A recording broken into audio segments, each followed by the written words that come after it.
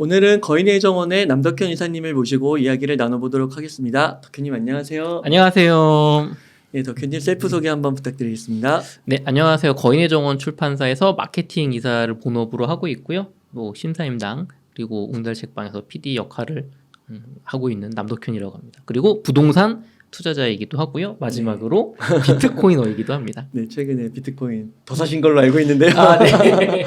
지난번에 비트코인 한 개 지르시고. 맞아요. 그래서 오늘 좀 또 어떤 이야기가 있었는지 궁금한데요. 아, 네. 비트코인을 뭐 한 달 정도 됐나요, 저희? 그쵸? 1 비트코인을 이제 한 달 정도 전에 제가 이제 6천만 원에 구매를 했었는데, 네. 결과적으로 한 방에 산 게 잘 된 것 같아요. 와, 그때도 이거 고점 논란 있었어요. 그러니까요. 그래서 야 이게 맞나 분할 매수해야 되는 거 아닌가 했는데 그 뒤에 하나를 샀고 그때도 잠깐 말씀드렸지만 저는 조금 더 비트코인 구매를 생각하고 있다고 했잖아요. 그래서 최근에 비트코인을 또 하나 더 샀습니다. 와, 그건 얼마에 사신 거예요? 되게 비싸게 샀어요. 되게 비싸게 9,500만 원에 샀습니다.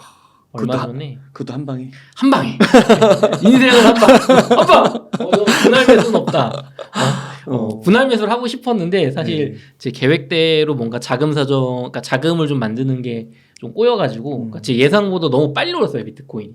저는 뭐 반감기 전에 한 3월, 4월이니까 3월까지는 뭐 한 6, 7천만 원대 있지 않을까 해서 약간 조금 여유를 부린 건 아닌데 그 정도 기간을 생각했는데 너무 빨리 오르니까 자금을 급하게 마련을 해가지고 일단은 9,500에 공포에 질려서 여러분과 같습니다. 저도 공포에 질려서 샀어요. 아, 더 올라갈까봐? 더 올라갈까봐. 포모.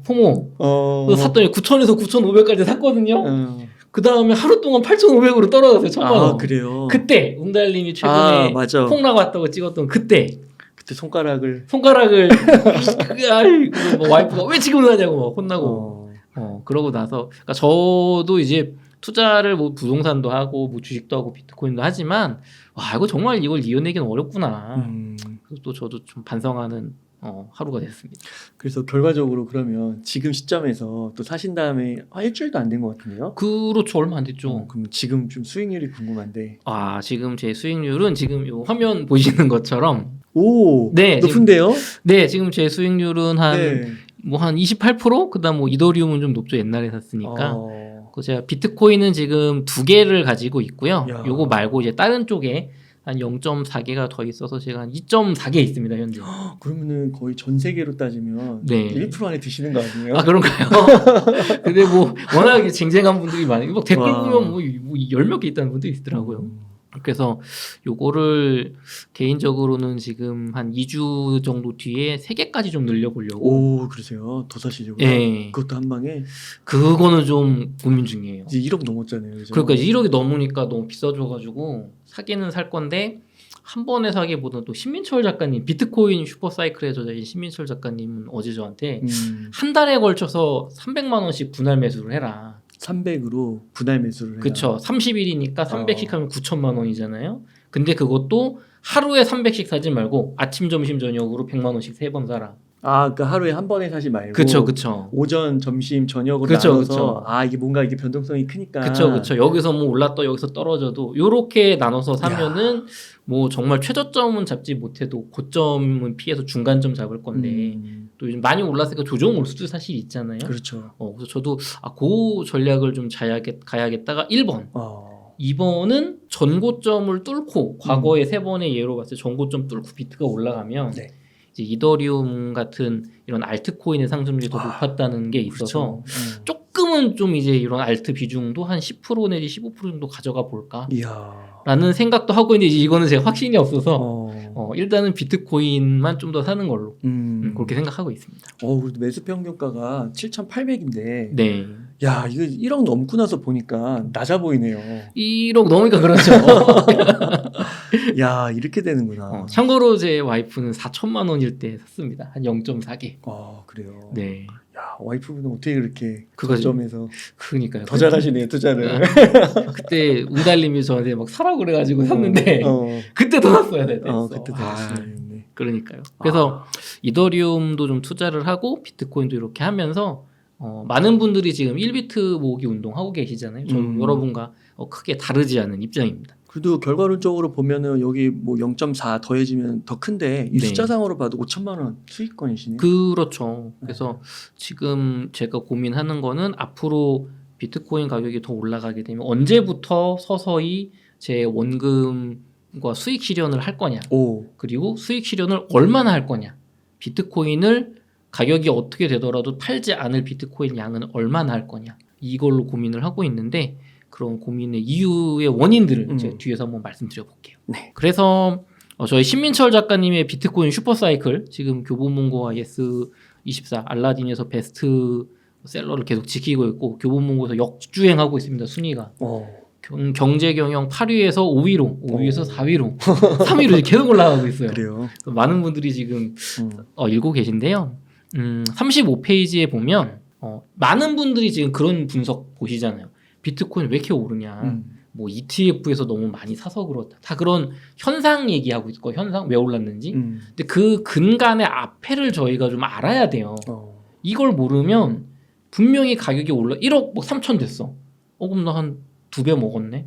그럼 분명히 파실 거거든요. 왜 내가 언제까지 가져가야 될지 확신이 없으니까. 맞아요. 지금도 뭐 팔고 싶어 하시는 분들 많아요. 그러니까 뭐 6천에 샀는데 1억인데 많이 번 거 아닙니까? 그렇죠. 근데 이게 3억 4억 가면 이제 막 미쳐버리는 거거든요. 그래서 비트코인을 왜 사야 되는지를 먼저 알아야 돼요, 우리가. 그 신민철 작가님께서 잘 써주셨는데 35페이지에 보면 제목이 멈추지 않는 국가의 부채입니다. 개인의 부채가 아니라 국가의 부채인데 논스탑 멈추지가 않는 부채 이게 제목이에요. 그래서 국가가 만든 통화 시스템은 철저히 국가에 의해서 통제가 된다. 머니 프린터를 소유한 국가는 뭐 금리의 조절, 국채의 발행 등등등을 해서 유동성을 통제한다. 근데 이게 무슨 뜻이냐면 통화에 대한 권리가 국가에 기속되었다는 뜻이거든요. 이걸 쉽게 말하면 우리 같은 평범한 국민은 일방적으로 불이익을 당한다는 얘기입니다. 많은 분들이 지금 지난주에 제가 뉴스 봤는데 과일값이 뭐 30몇 프로가 올랐대요. 너무 많이 올랐어요. 갔다 오렌지 봤다 그냥 바로 내려놓고 사과를 봐도 그렇고 제가 예전에 다이어트 할 때 즐겨 먹던 게 방울토마토 제일 싸. 방울토마토도 올랐어요 심지어. 그러니까 이게 사실 인플레이션이잖아요. 그러니까 이게 돈을 하도 풀어대니까 생기는 건데 일방적으로 당하는 거죠. 우린 당하는 거죠. 뭐 내가 결정했나? 내가 뭐 해달라고 했나? 근데 이런 거 결국 세계 경제의 돈을 풀어내는 게 이제 미국인데 미국의 부채 규모가 23년 10월 기준으로 33조 5천억 달러. 얼마인지도 모르겠어요. 근데 4개월 만에 33조 5천억 달러. 그러니까 4개월 만에 2조 1천억 달러가 늘어난 거예요. 그냥 달러 뜻 찍어낸 게. 그러니까 이게 지금 4개월입니다. 4개월. 네. 4개월 만에 2조 달러를 찍어낸 거예요. 그럼 이 찍어낸 게 전 세계로 흩어지면서 또 인플레이션을 일으킨단 말이죠. 우리의 동의 하나도 없이. 동의 없이.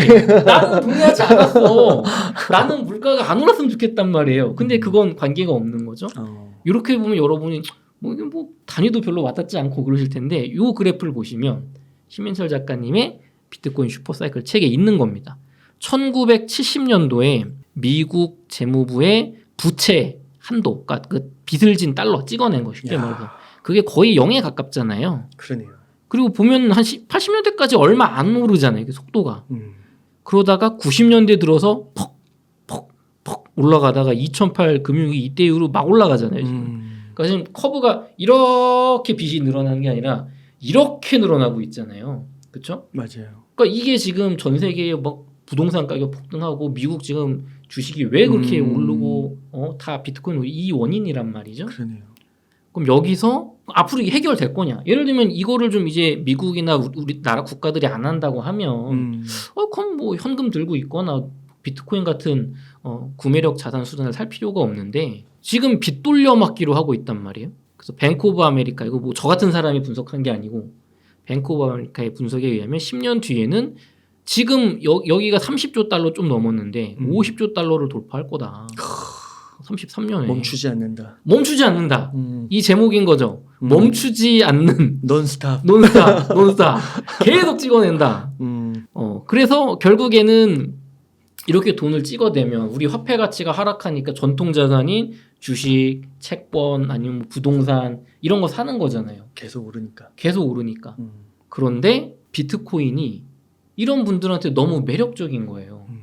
사실은 여러분 보세요. 부동산 기사 보시면 부동산 소득 대비 너무 싸다. 그냥 완전 저평가다 이런 얘기 보신 적 있습니까? 아유, 못 봤죠. 맨날 거품 있다 그러죠. 네. 지금 엔비디아 요즘 좀 떨어지고 있는데 엔비디아 지금 막 그렇게 가격 오른 게 여러분 생각에는 이게 맞는 것 같으세요? 물론 이 전문가분 의견은 그러니까 미래에 더 벌 거다 그 얘기잖아요. 그러니까 다 미래에 더 벌 거니까 지금 가격은 괜찮다잖아요. 그럼 미래에 그렇게 못 벌면 그런 거거든요. 그러니까 많은 분들이 지금 이 달러를 못 믿는 게 핵심인 거예요. 달러를 더 이상 믿지 못하니까 다른 데 옮겨놔야겠는데 예전엔 금이나 은, 뭐 주식, 부동산인데 비트코인 이거 되게 좋은 것 같아. 그거거든요. 그리고 이거는 1988년도에 네. 영국 이코노미스트라는 잡지의 표지 기사입니다. 보시면 여기 밑에 보면 달러랑 엔화랑 뭐 파운드와 프랑 같은 게 지금 불타고 있어요. 독수리 밑에서. 독수리는 미국을 상징하죠. 그리고 10 피닉스 2018인가 16인가 이렇게 써 있거든요. 이게 Get ready for a world currency. 세계 통화를 맞이할 준비를 해라. 여기 1988년도입니다. 근데 2016년인지 잘 모르겠어요. 그러니까 한 30년 뒤에 요게 탄생 이런 독수리 이게 불사조잖아요. 불사조. 불사조는 죽음에서 부활하는 새거든요. 맥락을 보시면 그러니까 이런 올드 화폐, 종이 화폐가 불타고 죽었다가 거기서 세계 통화로서 다시 태어날 거다. 이때쯤에 라고 벌써 예견을 한 거예요. 30년 전에. 30년 전에. 와. 30년 전에 이걸 본 거죠. 요때. 이때. 야, 이거 이렇게 가면 이거는 보니까 통화 시스템 우리가 쓰는 요 화폐 시스템은 답이었구나. 30년쯤 뒤에 2016년 이때쯤 되면 그레이트 리셋을 한번 하겠구나 라고 저는 받아들였습니다. 옛날에 한 4, 5년 전에 제가 이걸 봤는데 보세요. 멈출 수가 없잖아요. 네. 그럼 이거 계속 늘어나면은 이제 물가는 더 올라가고 이제 문제가 터져 나올 거란 말이죠. 지금 미국이 이 재정 부채를 이자를 돌려막는데 1년에 1000조 원을 쓴대요. 이자만 1000조 원. 천조국이고 국방비가 아니라 이자 막는데 1000조 원. 천조국이 이제 그 천조국. 그 천조예요. 그러면은 이게 더 늘어나면 어떻게 되겠어요? 그러니까 요거 한번 리셋해서 야 이때로 돌아가자. 로 제가 생각했던 거 과거에는 이런 전자화폐, 세계 전자화폐로 가지 않을까 했었어요. 근데 비트코인이 방해를 하고 있는 거죠. 방해를 하는 걸까요? 아니면 비트코인이 이거는 안 되는 건가? 이게 여러 가지 저도 예전에 공부하기 전에는 그런 생각했어요. 비트코인을 가지고 미국이 실험하는 것 같아. 요거 전자화폐 바로 했다가 이제 어떤 문제 있을지 모르니까 사토시 나카모토란 분으로 만들어가지고 이게 유동성 일단 흡수하면서 그런 생각을 했었는데 요즘 드는 생각은 글쎄 그럴 수도 있지만 통제가 결국은 비트코인은 안 되는 화폐잖아요. 국가들이 어떻게 찍어낼 수가 없으니까. 그렇죠. 원래 마음에 안 드는데 지금 SEC 승인도 그냥 억지로 한 거잖아요. 기왕 어차피 통제가 안 되니까 돈이 다 저쪽으로 가기 전에 주식 안에 품어가지고 규제 안에 넣자. 어떻게 보면 중국이 지금 홍콩 ETF 가지고 그 이렇게 여개로 시장 열어놓는 것도 그렇고. 그래서 실제로 그 오태민 교수님의 더 그레이트 비트코인 책을 제가 찾아보니까 CBDC라고 해서 그 전자화폐 말 그대로 네. 각 국가들이 준비하고 있었더라고요. 비트코인이랑 별개로. 근데 지금 CBDC를 하면은 기존 은행들이 다 망한다라는 주장을 하시거든요.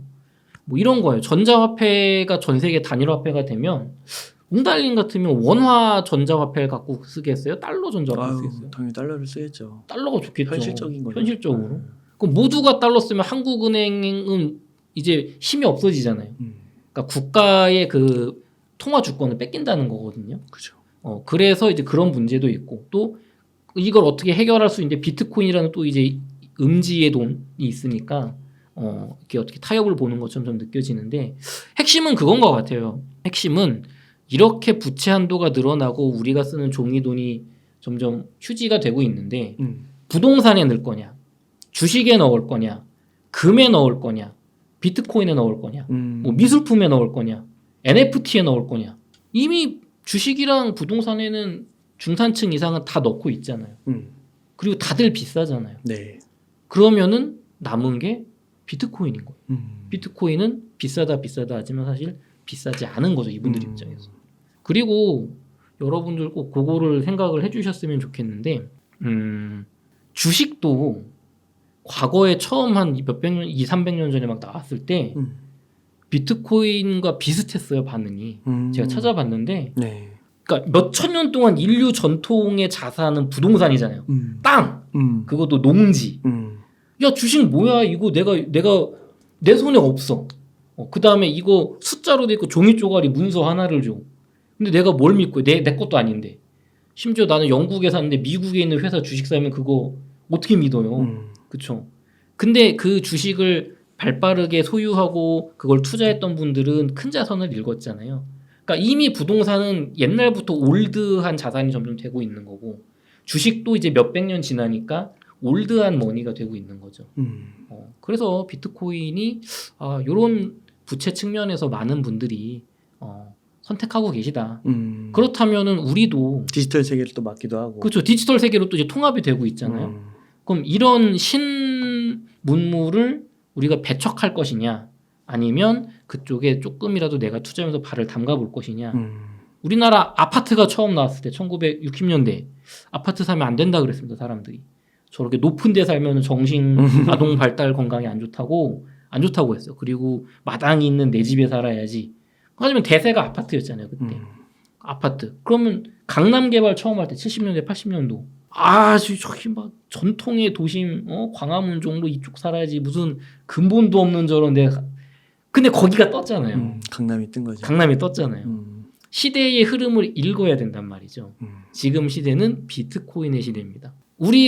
저 같은 일반인이나 여러분이 거부해도 소용없어요. 돈 있는 사람들, 각국 정부들, 투자자들, 부자들, 그들이 원하잖아요. 우리가 부자들이 갖고 있는 걸 우리는 보통 못 가지잖아요. 근데 부자들이 가지고 있는 걸 우리도 가질 수 있는 기회가 왔으면 가능하면 가져야죠. 네. 그래서 저는 이런 측면에서 비트코인을 일부 투자하고 있어요.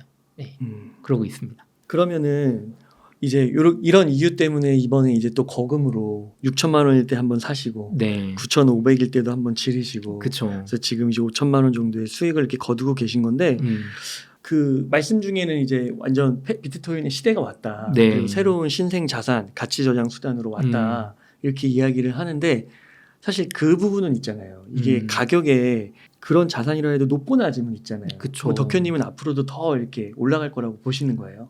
네, 맞아요. 이게 왜 그렇게 저는 생각을 하냐면 비트코인이 사실 경쟁하는 게 현재까지로 봤을 때는 부동산이나 주식은 전 아니라고 생각합니다. 네. 부동산이나 주식의 근본 밸류는 그 기업이나 땅에서 생산하는 월세라든가 기업에서 받은 수익을 가지고 이제 밸류를 측정하는 거잖아요. 사실 비트코인은 지금 갖고 있다고 뭐 돈 주는 거 아니잖아요.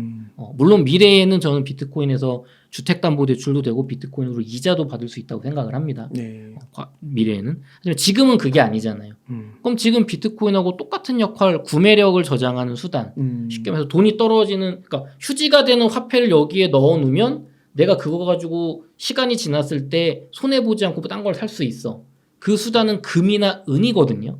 근데 금과 은은 인류 탄생 이래로 5,000년이 넘는 돈이란 말이에요. 전 세계 누구나 인정하는. 근데 비트코인의 시가총액이 어제 신민철 작가님과 제가 촬영을 하면서 배웠는데 은의 시가총액을 넘어섰습니다. 비트코인이. 여러분 이거 대단한 거예요. 지금 비트코인이 1억 넘었다가 중요한 게 아니고요.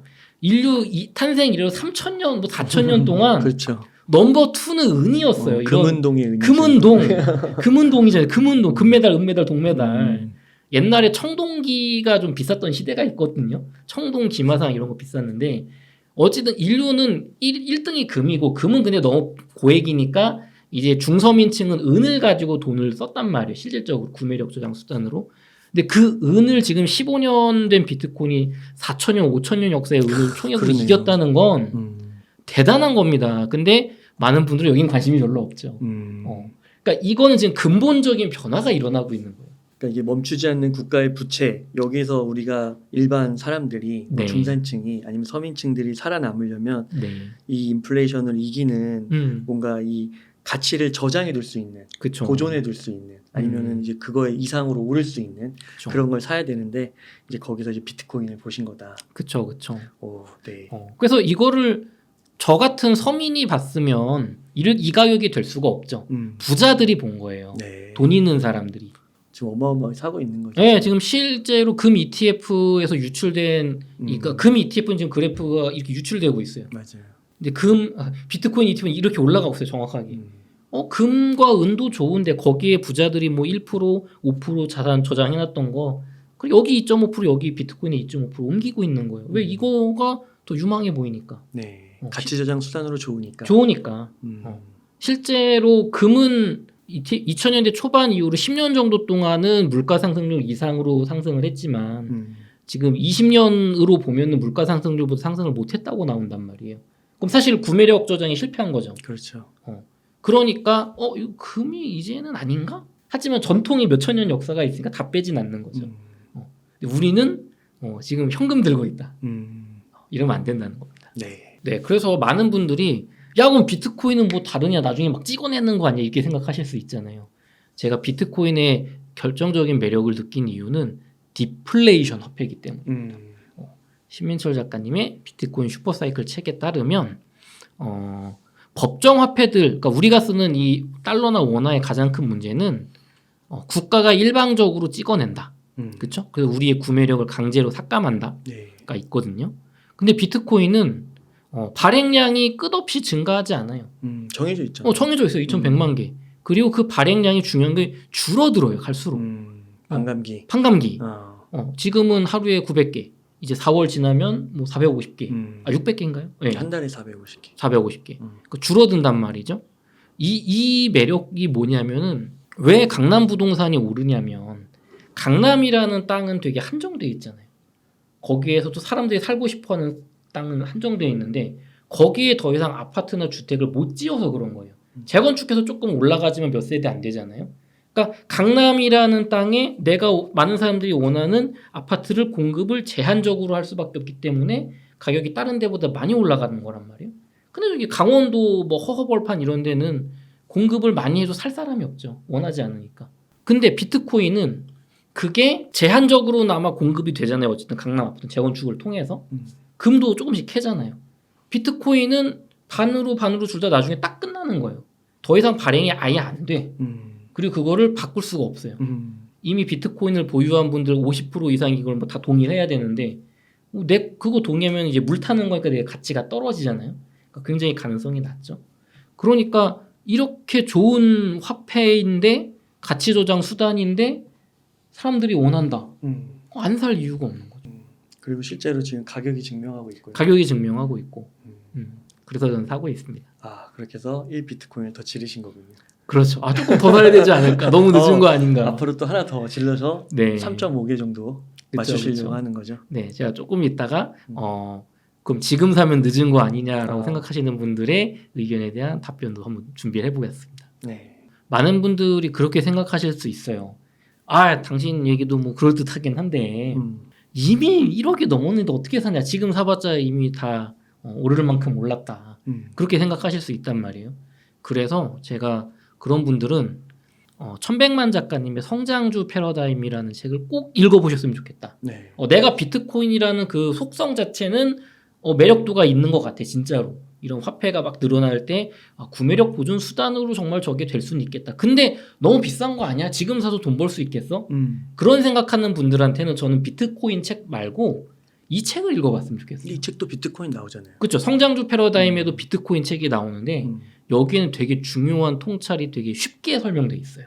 왜 지금 비트코인을 조금씩 사셔도 되는지 보시면 전반부에는 주식 내용 위주인데 이게 사실은 1100만 작가님은 구조적 상정주로 주식들도 있지만 비트코인도 그 안에 들어간다고 말씀하셨거든요. 네. 구조적 성장주가 뭐냐면 시간이 갈수록 회사가 계속 성장하는, 그래서 지금 비싸게 산다고 해도 언젠가는 지금 가격이 저렴해지는 그런 회사를 말하는 거예요. 그래서 주가 가격이 더 오를지 떨어질지를 걱정할 필요가 없고 그죠, 언제쯤 오르겠구나. 그것만 생각하면 되는 게 구조적 성장주거든요. 이게 조금 어려우신 분들은 구조적 성장 아파트는 강남 아파트인 겁니다. 1980년대, 90년대, 심지어 2000년대, 2016년으로 가서 이때까지도 괜찮아요. 강남 아파트? 언젠가 오르겠지. 지금 좀 비싸더라도. 다 이거거든요. 근데 네. 중요한 건 강남 아파트가 구조적 성장 아파트라는 걸 맞추는 게 중요한 거잖아요. 그게 어려운 거잖아요. 우리가 다들 아는 애플의 주가입니다. 이게 애플의 주가를 보시면 뭐 제가 맥킨토시 이런 거 옛날에 썼던 것 같아요. 90년대 초반에 폭등했던 시기가 많이 있었잖아요. 그래서 우리는 이제 1번 시기 뭐 2번 시기가 되면 정말 많이 올라서 몇십 배 올라서 더 이상 못 오를 것 같다라고 생각을 하는데 사실은 그 뒤에도 폭발적 성장이 남아 있다는 거죠. 남아 있는 거지. 예. 그러면은 이렇게 생각할 거란 말이야. 야, 그거 뭐 나도 지나고 나면 나도 그렇게 말하겠다. 삼성전자가 뭐 안 그랬냐. 강남 아파트도 지나고 나니까 그런 거 아니냐. 네. 여기에 엄청 중요한 게 있습니다. 네. 그래서 혁신 산업의 주가 전개라는 요 천백만 작가님 책에 있는 표를 보시면 1번에서 2번까지 상승하는 구간이 얼리 어답터들 혹은 선도적 투자자들이 네. 들어오는 구간이 여기 비전이 있는 것 같아. 2차 전지 비전이 있는 것 같아. 이런 코인이라는 섹터가 비전이 있는 것 같아.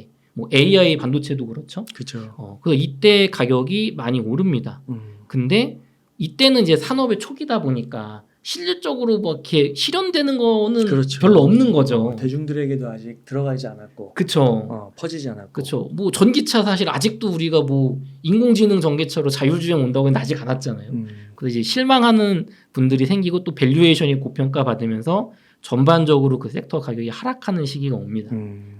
그런데 이때 많은 기업들이 이제 수익도 감소하고 경쟁이 심해지면서 도태가 되는 시기가 온다는 거예요. 그러다가 디지점에서 1등 기업이 가려지게 됩니다. 그래서 그 1등 기업은 이제 그 기술이 성숙하면서 대중들에게도 본격적으로 채택이 되고 가격도 내려가고 하면서 엄청나게 수익을 많이 거두게 돼요. 1등이니까. 네. 그래서 대세 상승기가 와서 주가가 이 2번을 넘어서 A 지점까지 폭등한다는 거죠. 그렇죠. 이게 과거의 애플이고 우리나라의 삼성전자고 그렇죠. 90년대까지는 삼성이 1등이 아니었잖아요. 그렇죠? 그리고 코카콜라도 그렇죠. 이건 뭐 되게 전통의 그렇죠. 그다음에 지금의 이게 저는 비트코인이라고 보는 거예요. 비트코인은 너무 좋은 게 그러니까 이걸 맞추는 게 정말 어렵거든요. 지금 테슬라 1등 한다고 하지만 BYD가 사실은 매출 규모에서는 1등이잖아요. 모르는 거거든요. 예전에 천백만 작가님 표현에 의하면 다음 커뮤니케이션이 꼬꾸라지고 네이버가 1등할 줄 아무도 몰랐다 하시잖아요. 그래서 1등이 안 된 기업의 주가는 이렇게 조금 오르고 이제 잘 안 되는 주가는 C가 될 수 있는데 이거를 맞추기가 어려운데 비트코인은 정해져 있어요. 그렇죠. 1등을 맞추는 게 그렇게 어려운 건데 그러네요. 진짜. 1등이 정해져 있는 거예요. 이게 B가 이더리움이 될지 솔라나가 될지 뭐 다른 코인이 될지 모르겠어요. 이 B도 요 대규모 채택이 일어날 때 이 비트코인보다 일시적으로 더 오를 수는 있겠죠. 순간적으로 짧게 보면. 근데 결국에는 1등이 압도적으로 성장 수익을 가져가는데 비트코인은 정해져 있다는 거예요. 그게. 네. 그러니까 머리 아프게 이걸 고민할 필요가 없다. 네, 그래서 작가님 책에 따르면 로봇 산업이 유명하니까 10년 정도 묵혀두면 많이 오르겠지 하는데 사실은 1등이 아닌 건 중간에 다 가격이 떨어질 수 있기 때문에 그러니까 산업이 아니라 1등주를 결국은 찾아야 되는 거죠. 그쵸. 근데 그게 어려운 거지. 그쵸. 여기서 내가 이렇게 올라갈 때 상위 한 5등 거 해놨다가 다 1등이 될 수도 없는 거잖아요. 여러분 비트코인 보시면 많이 느끼셨을 거 아니에요. 비트코인 뭐 반감기 전에 시가총액 10이었던 게 다음 반감기 다 바뀐다면서요. 많이 바뀌죠. 네. 그래서 이걸 제가 여러분 이해할 수 쉽게 아파트를 하나 갖고 왔습니다. 이게 1990년 2월 16일 금요일에 서울 아파트 시세예요. 여기서 요 별표된 부분 중계동 경남 아파트를 눈여겨봐 주세요. 저기 상계동 여러분 어디냐 그 동북 쪽에 있는 상계동 중계동 경남 아파트 31평 40평이 1억 8천에서 2억이었습니다. 경남 아파트 40평이 2억이다. 기억해 주세요. 이게 새 아파트였거든요 이때. 근데 여러분 개포동 한번 볼까요? 개포동 34평 주공 아파트가 1억 6천 1억 5천에서 1억 6천5백. 경남 40평 비슷해. 팔면 여기 4천만 원 25%가 더 싼 거예요. 평수는 물론 40에서 34지만 그러면은 이거 뭐 31평으로 보면 여기 평수가 작잖아요. 여기 34평인데 비슷한 거잖아요. 비슷해요. 근데 이거 왜 안 샀죠? 그러게요. 이거 왜 안 샀죠? 이거 지금 30억 넘는데? 그럼 대치동 한번 볼까요? 대치 우성 31평 1억 4천에서 1억 6천. 네. 경남 40평 팔면 여기도 이야. 5천만 원 남아요. 여러분 대치동은 지금 얼마 할까요? 지금 40억 하지 않나요? 압구정 현대 한양 한양 아파트 33평 이야. 1억 3천에서 1억 6천. 비슷해. 비슷하죠. 네. 반포동 지금 뭐 50억 60억 하는 동네. 반포 우성 아파트 38평. 이제 평수도 얼마 차이 안 나요. 1억 8천에서 1억 9천. 똑같았어요. 똑같아. 서초 3익 1억 3천에서 1억 4천. 목동 45평 2억에서 2억 4천. 목동도 이때 꽤 고평가였죠. 그러네요. 그러니까 제가 요거를 지금 보여드리면서 여기는 이제 막 9억 10억 하고 어떤 데는 30, 그러니까 같은 가격이거나 더 비쌌는데 30년이 지난 지금 한쪽은 10억, 야. 한쪽은 30억, 한쪽은 50억이에요. 와 이거 어떡하냐 이거. 이게 1등이 이때 가려진 거예요. 1990년도 초에. 이때까지는 1등이 안 가려졌어요. 이때까지는 야 전통의 도심 강북이지. 아 근데 이제 종로 좀 너무 낡아가는데 대세는 강남인가? 저 근본도 없는 것들 했고 강남에 있는 분들은 이야. 야 강남 좋은데 여기도 70년대 80년대 입주하니까 분당이 더 새 거인 거 같고 좋은 것 같다. 여러분 심지어 이거는 서울뿐만 아니라 부산이나 대전이나 대구나 지방과도 다 똑같아요. 비슷했습니다. 인천, 군포 이런 데랑 별로 차이 안 났어요. 이야. 그러니까 여기서 1등 맞추는 게 그렇게 어려운 거예요. 이분들이 바보였겠습니까? 우리 부모님 세대가. 그러면 부동산은 저렇게 이제 A, B, C가 네. 갈라진 거네요. 갈라진 거죠. 거기서 이제 B가 과연 A를 따라잡을 수 있느냐. 그쵸. 어렵다는 거죠. 어렵죠. 현실적으로. 이게 이미 이렇게 느끼는 거예요. 근데 비트코인은 뭐다? 비트코인은 1등이 정해져 있는 거예요. 네. 그럼 내가 머리 아프게 이 많은 코인 중에 누가 살아남을지를 공부할 필요가 없는 거죠. 그러니까 비트코인이 1억이 됐다 해도 여전히 저 지점이면 거의 초창기로 보시는 거네요. 그럼요. 지금 압구정 한양 아파트 1억 6천이던 시대인데 불과 30년 전에 이게 10년 지날 때마다 5억, 15억, 그쵸. 30억, 50억 그죠. 저 당시에는 1억이 커 보였을 수도 있지만 엄청 큰 진짜 돈이었죠. 가격이 1억이네. 그럼요. 비트코인 1억 똑같네. 똑같잖아요. 지금 여러분 이거 보세요. 그러니까 이런 거예요. 그러니까 성장하는 섹터는 이렇게 가격이 빨리 올라가는 건데 그러니까 성장주 1등 하는 애 다른 부분은 이렇게 간단 말이에요. 제가 보는 관점은 부동산은 이제 이 시기가 지난 거예요. 대한민국 부동산도 벌써 1980년대 때가 지금 비트코인 1억 하던 그런 느낌인 거지. 이제는 이렇게 성장이 둔화됐고 이게 지방으로 가면 막 내려가는 데도 있죠. 이제 이렇게 성장 여력이 좀 있는 데는 서울에서도 핵심지 이런 데만 남아 있는 거잖아요. 이야, 그러네요. 그러면은 뭐 지금 너무 좋지 않아요? 우리 그냥 비트코인 그냥 1등 정해져 있다. 부자들이 산다. 그럼 나는 그냥 돈 될 때마다 소액 넣다 보면 이 압구정 한양 아파트 서초동 대치동 개포동의 아파트를 여러분 0.01%씩 내가 분할로 살 수 있다고 생각해 보세요. 가격 상승기 오면 나는 그걸 다 먹어. 그런 느낌인 거예요. 지금 비트코인은. 그래서 성장주 요 패러다임 천백만 작가님 책을 보시면 비트코인이 구조적 성장주구나. 그러면 결국에는 이렇게 올라갈 거니까 지금 뭐 약간 이득 났다고 다 팔 필요 없네. 적어도 일부는 내가 남겨야겠네. 그리고 알트코인은 이때도 이런 아파트들이 일시적으로 더 상승폭이 크던 때는 있겠죠. 예를 들면 뭐 여기 뭐 공원 생긴다, 뭐 지하철 뚫린다 중계동에. 근데 결국은 입지가 이기잖아요. 부동산은. 비트코인도 결국엔 1등 비트코인이 이길 거다. 흔들리지 않았으면 좋겠습니다. 그러니까 이게 90년도 저 개포동이나 대치동을 보면 1억 5천짜리 아파트가 네. 지금 30년이 지나서 예를 들어 30억이 됐다. 네, 35, 50억 하죠. 그러면은 25배가 오른 거잖아요. 그렇죠.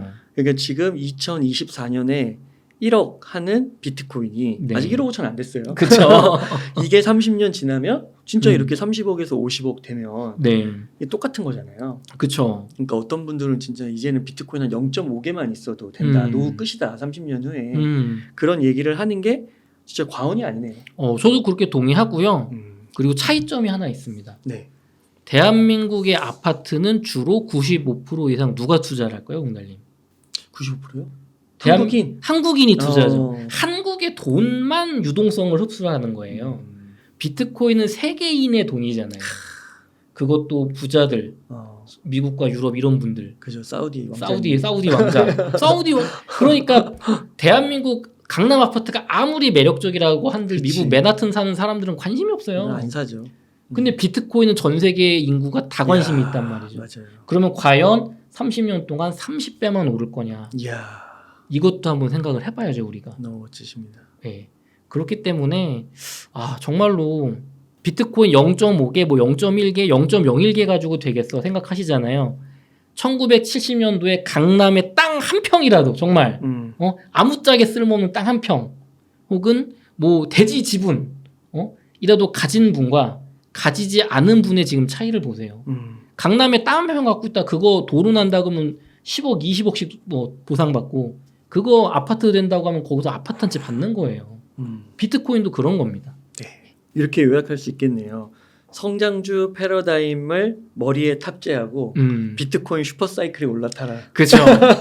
성장주 패러다임을 탑재해서 개념을 익히고 비트코인 슈퍼사이클을 보고 그럼 언제 어떻게 이 앞으로 흘러갈지를 좀 비트코인 관점에서 그리고 좀 비싸다고 여겨지시는 분들은 분할로 덕현님도 지금 한 90일 동안 1,300 정도 그렇죠. 투입하는 걸 기본적으로 생각하고 있다. 네, 저도 이제 이 비트코인을 확보를 했기 때문에 하나는 저도 이제 분할로 매수를 할 겁니다. 네.